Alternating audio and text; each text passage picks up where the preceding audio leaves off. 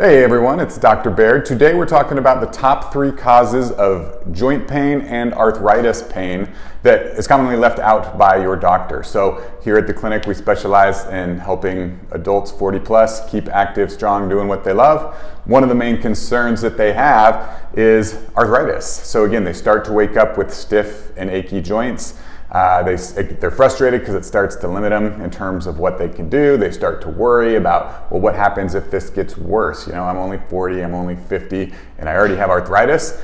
And that's compounded by the fact that then they go to their doctor who takes an x-ray and shows them some arthritis and tells them, hey, you need to stop doing this, you need to start taking pain pills, you need to start getting injections or surgery, and then it's just kind of part of your life. So today we're going to talk about, again, the top 3 causes of arthritis pain that they honestly forget to mention a lot of the time, that can save you years of pain and discomfort and keep you active, strong, doing what you love. So before we get into those reasons, I just want to, again, a little bit of background on arthritis in terms of what it is. Basically, arthritis is just your body's response to too much force through your joints. So if there's too much force going through your joints, your bones actually start to grow. That's their response to too much force going through your joints, and that's kind of what shows up on an x-ray. When you look at an x-ray and there's kind of some overgrowth, there's just been too much force going through your joints for too many years, and that's what causes arthritis.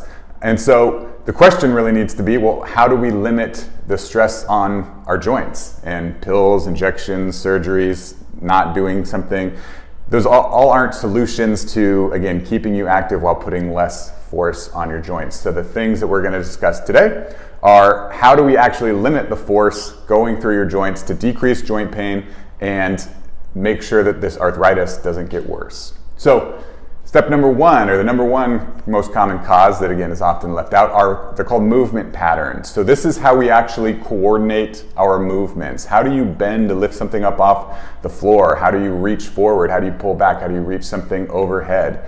These are all important in terms of how much force goes through your joints. If you're not doing them correctly, you have too much force going through joints that weren't meant to take on such a load. 2 of the most common are your knee and your low back. And if your movement patterns aren't right over the course of months, and most people it's years, that's where arthritis starts to show. So the first thing we have to do, take a look at your movement patterns. How do you actually move so that you can move in a way that protects your joints?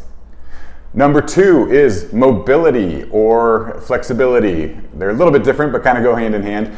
And this is how much movement you actually have in your joints. So this can impact you in 2 ways. It can directly cause more impact at the joint by, again, if you don't have that flexibility, you're not able to absorb the ground reactive forces with each step that you take, and that causes more impact, kind of, again, it's up the kinetic chain into your knees, into your low back. The other thing that it can do if you don't have adequate mobility is it can cause more impact indirectly at certain joints. So your body's very smart. If it lacks a certain flexibility somewhere, it's going to get that movement somewhere else. And then too much force goes through a joint that wasn't meant to have that much force going through it. And again, over time, that's when you start to get joint pain and arthritis. So you have to look at how much mobility you have in certain joints. Make sure you have adequate range of motion. And the number 3 is strength.